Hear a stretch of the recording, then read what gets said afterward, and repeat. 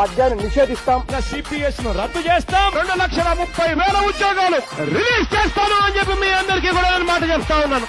ఆ తర్వాత